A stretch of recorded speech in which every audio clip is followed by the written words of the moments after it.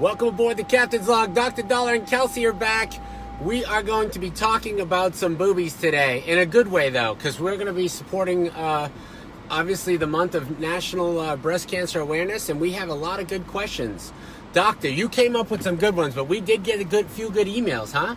Yes, we did. We got a lot of emails. Remember, a lot of email, a lot of DMs, a lot of text messages about different questions about breast cancer, both in women as well as in men. Did you know that 1% of breast cancer occurs in men? I know that because you text that to me. Right. And so, yes, I do. I said, wow, I'm shocked. We have to talk about this. Quick learner. We have Brien, it's something else. I'm telling you, who needs to go to medical school when I have Dr. Right. Daller in my back Quick. pocket? He'll get a diploma by the end of the day. You know, it's like professor. He sends me the info. I'm like a sponge, Doc. I'm like, I absorb baby. I just bring it in. Amazing. Amazing. It is. We're gonna just be really good at trivia night from now on. Oh my God. So listen, what are you doing, Kelsey? Holding the on-air sign? Yeah. We're live. Yeah, put We're live on air. We are live on air. I love In it. case you didn't already know, this is a reminder. And that's just not a sign. Hold that up for a second. Let's see sign. Oh, I love it. I got tricks, baby. I Love got it. tricks. So we got a lot of questions. Let's hear the questions. We got to get these out. People are ready to go. Hey, Okay. Anna. Is being overweight a risk factor for breast cancer? Beautiful. So we got a lot of questions about different risk factors, and we'll answer all the questions. So the quick Being answer, overweight's a risk of me not dating. that's a risk. So being overweight is a significant risk for breast cancer. Okay. So a couple of things. One, if you're overweight, if you had breast cancer and you're overweight, you increase your risk of recurrence of breast cancer. And if you're overweight or postmenopausal overweight, you increase your risk of developing breast cancer. So just, for the statistic, Brien, breast cancer is the most common cancer among women. Wow. 200,000 Americans are diagnosed every year with breast cancer. Significant. The good news is that the cure rate is quite high, and the 5-year survival is about 75%. More women die of lung cancer than of breast cancer, even though lung cancer occurs much less than breast cancer. Wow. So why is it if you're overweight, you're more at risk? Is it hormonal or what is it? Explain. Most likely it's multifactorial. Hormonal is one of them. Testosterone is being converted in adipose tissue, in fatty tissue, to estrogen. A lot of breast cancer has estrogen receptor. So we think that it has to do a lot with estrogen later on in postmenopausal years. It's very interesting. Kelsey, what do you got for us? Okay, so we're just going to talk about risk factors and what we can do to decrease our risk for breast cancer, right? So exercise. Is there a specific exercise you recommend to decrease someone's risk? Right. So study after study showed that, and we talk about it in all the podcasts, there's nothing better than exercise. Exercise is extremely important. Although you don't like me riding my bike. Last week I wasn't very happy so about it depends that. on the type of the exercise. So exercise is extremely important. There is a study that showed that 5 hours exercise a week. And when I talk about exercise, I mean your heart rate really has to go up. You have to sweat. So an hour, 5 days a week, high intensity exercise will decrease. So not just reaching your Fitbit goals, right? Not just doing the 10,000 steps a day. Absolutely. Actual exercise. Absolutely. You have to break a sweat. Now, you have to break a sweat. Now, do you have to join a gym? Not really. You can do, this Saturday I did gardening. I was sweating like crazy. My heart rate was 120. It's hard work to do gardening, so you don't need to join, Gold Gym. You can do it at home. You can do push-ups and lifting and whatever you want, jumping on boxes, going up and down the stairs. But It's physical activity. That's the key. You're going to bring activity. the heart rate up to 120? 120 to 140. 120 to 140. And bike or running? Koba wants to know what's better, the bike or the running? So, when it comes to running, I like, short distance running. I don't like long distance running for one reason. It will increase your cortisol level, your stress hormone. So that does affect For the long distance. For the long distance. The short distance, 200, 400 meter dashes. So if spring training, right. So if you go to the gym, for example, go on the treadmill or go run outside for 400 meters as fast as you can, come back to the gym, lift some weights, go back and run another 200 meter, come back to the gym, jump on boxes, do whatever you want. So 400. Jump on boxes, is that something? Is that a real popular exercise these days? Absolutely. He's- Oh, loving it. Oh my You God. love to jump on a box. Oh, it's fantastic. That's nice. Oh, it's Kelsey, you do that? Yeah. Yeah, absolutely. Brian, Maybe you I'll need do to do something. that. I need to do I mean, this. seriously, what are you Videos of me doing? at the gym. I break up the boxes and they're flat, and then I tell them to put them in the Cardboard dumpster. boxes. Oh, what kind of boxes? Oh, these are wooden Oh, boxes. you're It's gonna be talking like about at the this? Oh, I recycling didn't center, know like, that. smashing I thought boxes. you meant you Why is needed like a to kid? He wants to go jump on get some boxes. cardboard boxes or something. I didn't know what you were doing. Oh, my God. You had me, Doc. You had You know, me like in a boxes. raised surface that you. Oh, these are- okay, these fine. are All right, wooden- maybe I'll wooden try that boxes, one. Maybe yeah. I'll try that that. one. Yeah, It's yeah. fun. It's fun. Yeah. It's a great exercise. Watch your knees, so and soft landing on the boxes. Well, that's Yeah. a big thing too, is comfort. You know, a lot of people cannot run because of the impact on their joints, their knees, and their ankles. So biking is a really good alternative to get your heart rate up, because you're not going to stop biking because of Absolutely. knee pain. Absolutely. Yeah. So that way you can actually get your heart rate up. Because I Absolutely. stopped running because things start hurting. You Yeah, know. yeah. Rowing is great.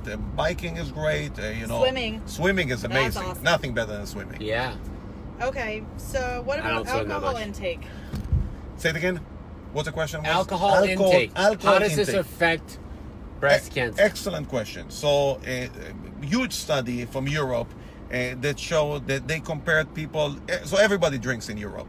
So everybody, they took the control was people that had 1 drink a day, and they compare 1 drink a day to 2 drinks a day to 3 drinks a day.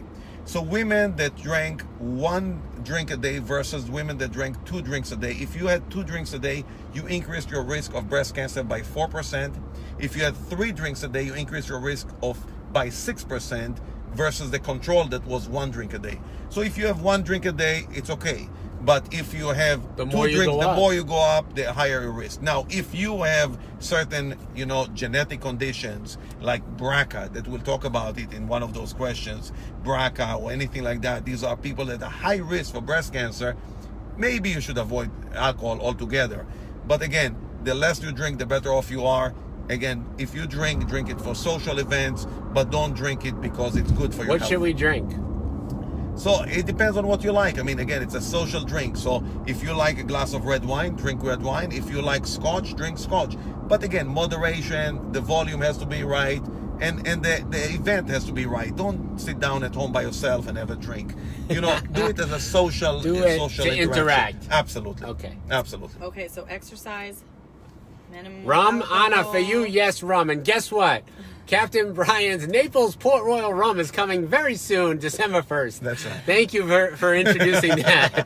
That's right. A new rum is coming out December 1st. Oh my God. And Right hey, before guys, the if- That was holidays. a plug. Brian plugged Yes, into his own Hey, she said she wanted rum, so I like just that. give her I rum. like that. All By the right. way, if you guys don't know that you can like, share, post your comments below. We're also on a podcast. You can find us anywhere you download your podcast. And we do this every week. I do it daily. And the doc is my co-host every Tuesday with Kelsey as our sidekick. Okay, Oh, Absolutely. now I'm And- the sidekick. I have a title now. Again, breast cancer, Brian, we know, every one of us knows somebody that was affected by that, either a family member, a friend. It's a devastating disease that we have a lot of things that we can help women to prevent, and we'll talk about some of these things throughout this podcast, and how to diagnose it correctly, and who to see, what to see, etc. Is there any foods you can eat to decrease your risk? Very good question. So again, healthy diet is extremely important. We talked about it throughout.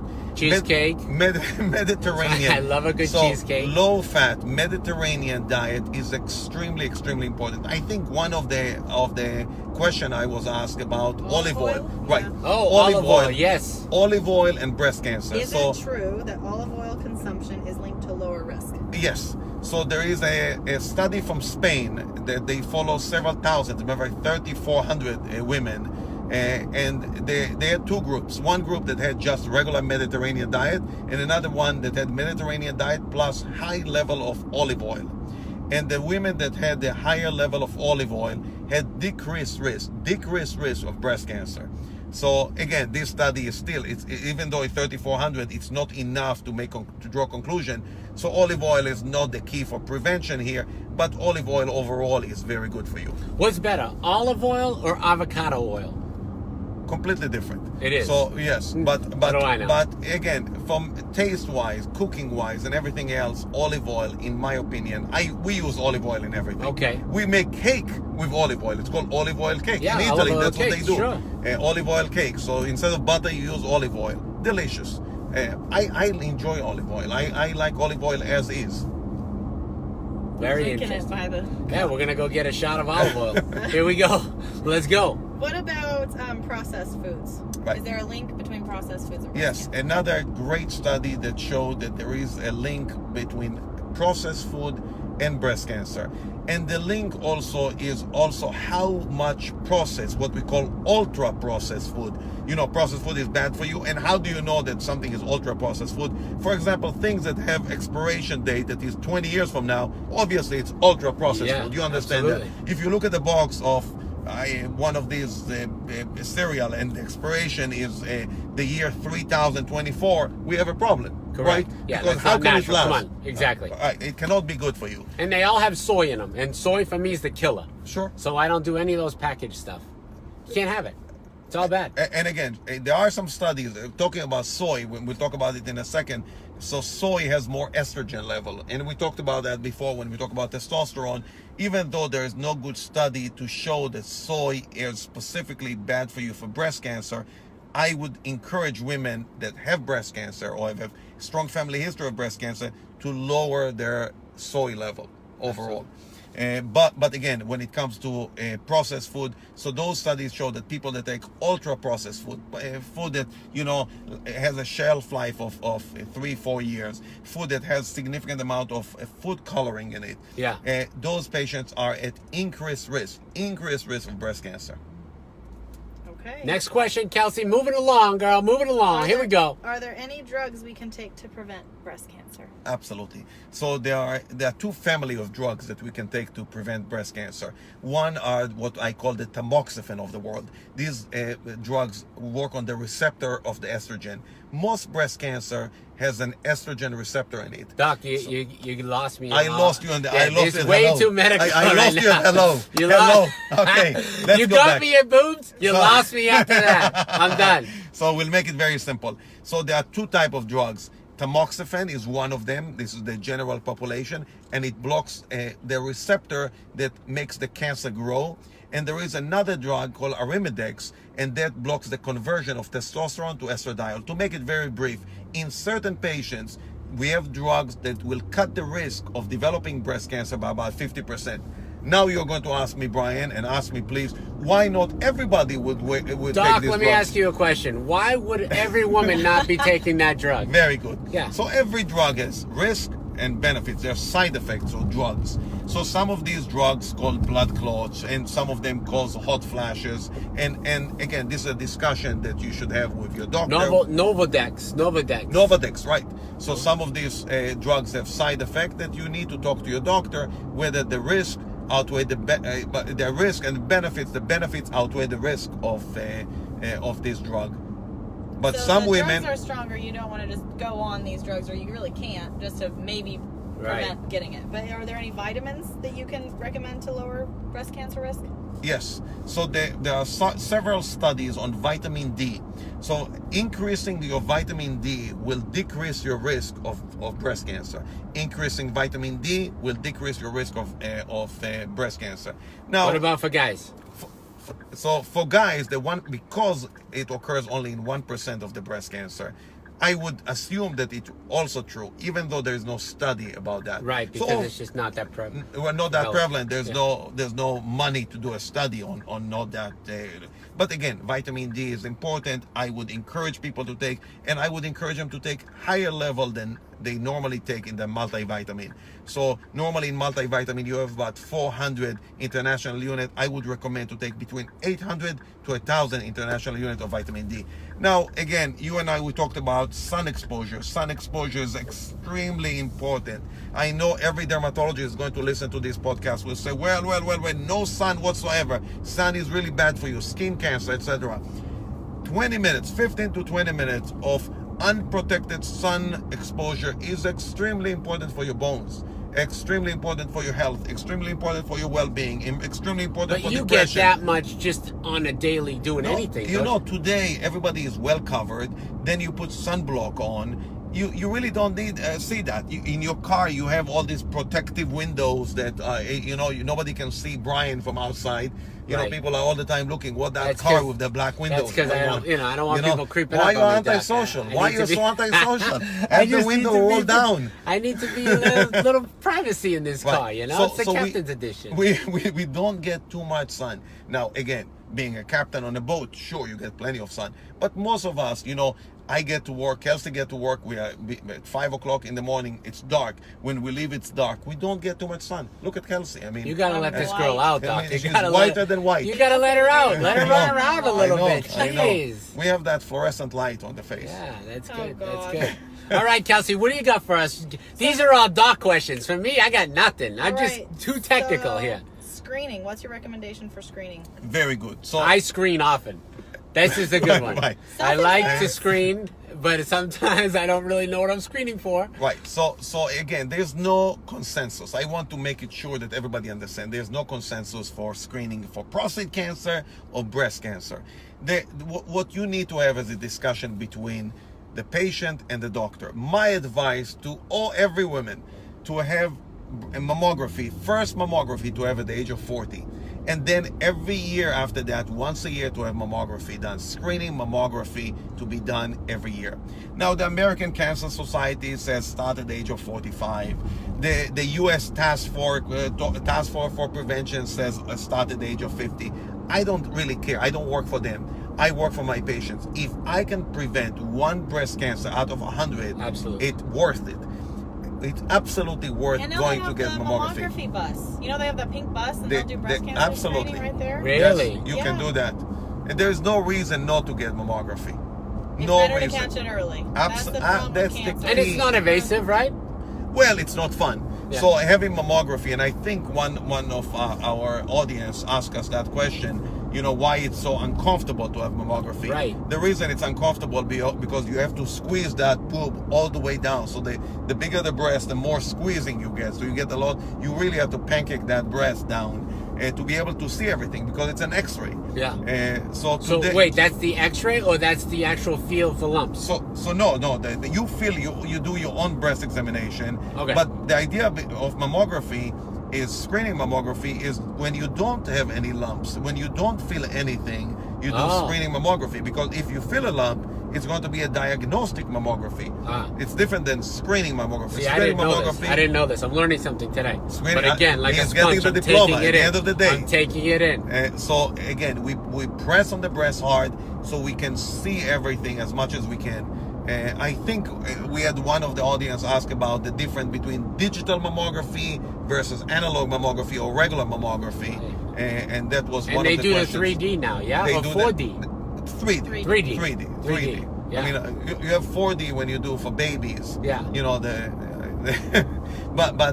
When it comes to digital mammography, the X-ray itself is the same X-ray, so it's an X-ray, but the same as when you look at something on your computer that you can magnify, you can zoom in. Same thing with digital mammography. You can zoom in and you can make the picture darker or lighter, Yeah. so you can diagnose better cancer.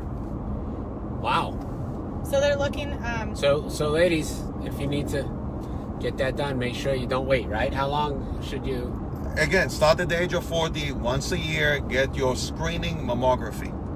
And is there any change in whether you can see or detect breast cancer on screening easier or more difficult with women who have lower breast density or fibrotic breasts or Right. smaller? So They the were more asking questions about dense, and I'm going to say that for Brian's sake, because he does not understand the difference between I dense do and not not. dense.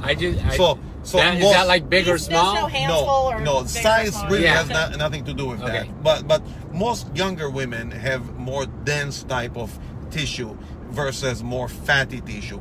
So the fattier your breast, the easier it is to diagnose cancer. The more dense it is, the more connective tissue, the more fibrotic it is, So the the more difficult. muscular, right? The more, not muscular, there's really no muscle there, okay. but connective tissue in the breast, the more difficult it is. So women that have more dense breast tissue, it's more difficult to diagnose. Because more difficult to differentiate between correct. the Between dense cancer breast and benign to cancer. That's Yeah. correct. That's absolutely right. Wow. So sometimes you Mind have blown. sometimes if you do the screening mammography and Yes. it's uncertain or probably benign, that's when people do further screening. Correct. That's the difference. Right. So if you do a screening, it's an uncertain, you do further and more diagnostic, you can get an ultrasound, you can get an MRI, but you start with a screening mammography. Should guys get mammography done? Very good question. So every guy, excellent question for guys. So we have several patients in our practice, 6 or 7 patients right now that have breast cancer or had breast cancer, because we cure them, all of them, from breast cancer. But guys should also have their breast examined once a week. It's easy. I do testicular examination once a week. Brien does it every day. Yeah. But right, Brien? I try. Every day I testicular try. examination. I try. I don't know what I'm looking for, but I'm I do still testicular looking. examination once a week and a breast examination once a week. And you know your body, women and men, you know your body better than anybody else.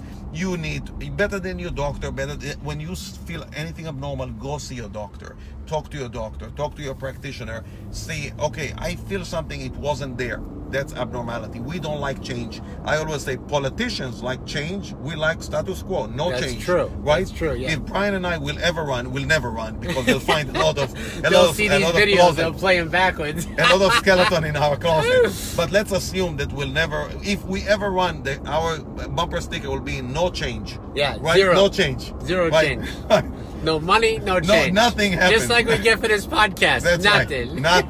Nothing. This is just for you guys. That's right. What about? Oh my gosh. What about people with breast implants? Is it make it difficult? God or bless difficult to feel, or- It is more difficult to diagnose breast cancer. Let's take it right here. It's more difficult to diagnose breast cancer.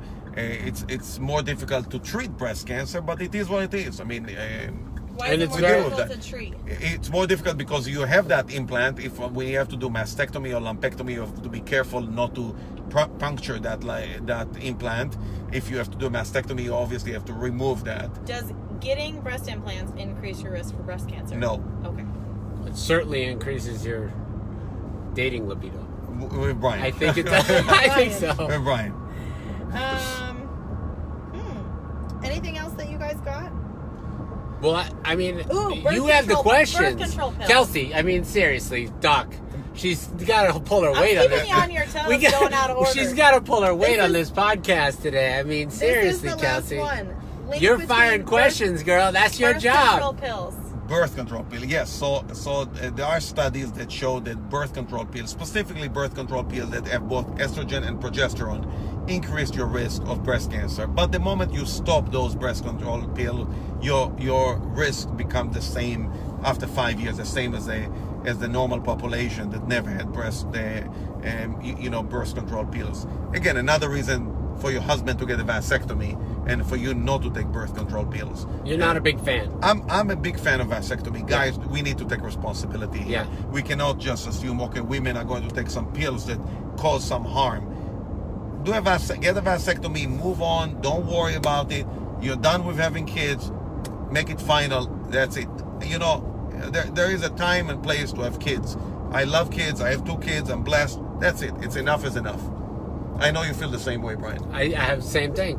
Yes. I know it seems like a very common question is, are you on birth control? Guys ask that question, are you on birth control? Women should be like, have you had a vasectomy? That's They right. should start saying that. They That's should. right, Kelsey. I We're think you should starting a start this movement. movement. Right. I think you should go out Right. tomorrow and start polling everybody. Fast too. Yeah. There's Me Too, there's Vast too. There That's will be right. some movement That's like right. that. That's right. Yeah. Anna says, just cut it.